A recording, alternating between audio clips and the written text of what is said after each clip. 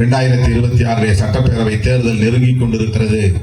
விடுதலை சிறுத்தைகள் இந்த தேர்தலில் மிக முக்கியமான ஒரு துருப்புச் சீட்டாக இருக்கிறது. தினந்தோறும் தேர்தலை பற்றித்தான் நம்மிடையே கேள்வி. எவ்வளவு சீட்டு கேட்க போறீங்க? நீங்க கேட்கிற சீட்டு கிடைக்கலன்னா என்ன செய்ய போறீங்க? உங்களுக்கும் திமுகவுக்கும் இடையில அடிக்கடி உரசல் வருது. ஆட்சிக்கும் ஆட்சியாளர்களுக்கும் உங்களுக்கும் இடையில அடிக்கடி உரசல்கள் வருகிறது. ஆளுங்கட்சியோடு கூட்டணியில் இருந்தால் இது போன்ற உரசல்கள் வரத்தான் செய்யும். எதிர்கட்சியோடு இருந்தா பிரச்சனை வரப்போகுது. ஆளுங்கட்சியோடு வருகிற போது நமக்கு போலீஸோட பிரச்சனை வந்தா ஆளுங்கட்சியோட பிரச்சனை வரும். ரெவென்யூ அதிகாரிகளோட பிரச்சனை வந்தா ஆளுங்கட்சியோட பிரச்சனை வரும். ஆளுங்கட்சி கூட்டணியில் இருக்கிற போதே நமக்கு அவ்வளவு நெருக்கடிகள் இருக்கிறது என்பது உண்மைதான். இன்னைக்கு மதுரை உயர்நீதிமன்றத்தில் அரசியல் கட்சி கொடிகளை எல்லாம் அப்புறப்படுத்துங்கன்னு ஒரு ஆர்டர் போட்டாங்க. உடனே போலீஸுக்கு வருவாய்த்துறை அதிகாரிகளுக்கு எல்லாம் திருநெல்வேலி அல்வா சாப்பிட்ட மாதிரி ஆயிடுச்சு. எந்த கட்சி கொடியை அகற்றாங்களோ இல்லையா, எங்க சிறுத்தை கொடி இருக்குன்னு தேடி பார்க்கலாம். சிதம்பரத்திலேயே சிறுத்தை கொடிய புல்டோசர் வச்சு இடிக்கிறான். பெரம்பலூர்ல இடிக்கிறான், அரியலூர்ல இடிக்கிறான், கடலூர்ல இடிக்கிறான். மற்ற கட்சி கடிலாம் இருக்கு, அதெல்லாம் அப்புறம் இடிப்போம். முதல் வேலையா இதெல்லாம் தொடக்கணும். அவ்வளவு காழ்ப்புணர்ச்சி அதிகார வர்க்கத்திடம் மேலோங்கி இருக்கிறது. இவங்கெல்லாம் அப்படி ஒரு சக்தியா வளரணுமா? 100 இடங்களுக்கு மேல் 60 அடி உயரத்தில் விடுதலை சிறுத்தைகளுக்கு கொடுக்கப்படும் இந்த மணிவிழாவை ஒட்டி நிறுவப்பட்டது. 100 இடங்களுக்கு மேலாகிவிட்டது. 60 அடி 62 அடி 62 அடி உயரம் கொடிக்கம்பது நடனா கீழே எவ்வளவு பெரிய ஆழம் பறிக்கணும், வீடம் அமைக்கணுங்கிறது உங்களுக்கு தெரியும். அதுக்கு எவ்வளவு செலவாகும் தெரியும். ஒவ்வொரு இடத்திலும் போலீஸ் வந்து தடுப்பான். அனுமதி வாங்கினியா, அனுமதி வாங்கினியா, அனுமதி வாங்கினியா. ஆனா நாங்க ஆளுங்கட்சி கூட்டணி தான். இதையெல்லாம் எதிர்கொண்டு சமாளித்துக் கொண்டே போராடி கொண்டே ஆளுங்கட்சி கூட்டணியில் நாம் நீடிக்கிறோம். பொதுவா என்ன சொல்றாங்கன்னா, ஏன் அவ்வளவு தூரம் கசப்பு சண்டை, வெளியே வர வேண்டியதானே? இது சராசரி மனிதர்களின் சிந்தனை. இது அரசியல் உத்தியாக இருக்க முடியாது.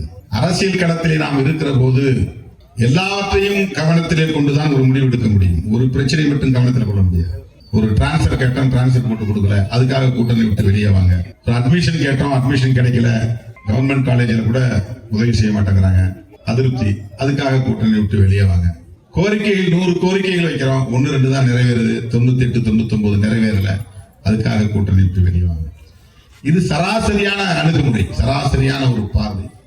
ஆனால் அதை தாண்டி தமிழக அரசியல், அகில இந்திய அரசியல், அம்பேத்கரின் அரசியல், பெரியாரின் அரசியல், அதில் ஒட்டுமொத்தமாக தமிழ்நாட்டு மக்களின் நலன், தலித்துகளின் நலன் எவ்வளவு முக்கியமோ அதுபோல தமிழ்நாட்டு மக்களின் நலன், தமிழ்நாட்டு மக்களின் நலன் எவ்வளவு முக்கியமோ அப்படி அகில இந்திய அளவில் விளிம்பு நிலை மக்களின் நலன்கள், இதையெல்லாம் கவனத்தில் கொண்டுதான் நாம் சீர்தூக்கி பார்த்து சில முடிவுகளை எடுக்க வேண்டியிருக்கிறது.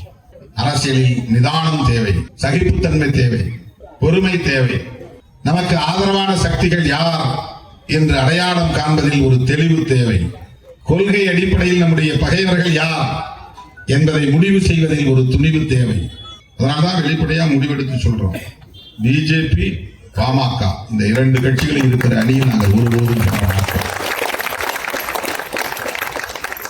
அதிமுகவோடு சேர்வீர்களா? சேரலாம், பிரச்சனை இல்லை. ஆனால் அதிமுகவோடு பிஜேபி இருப்பதனால் சேர முடியாது.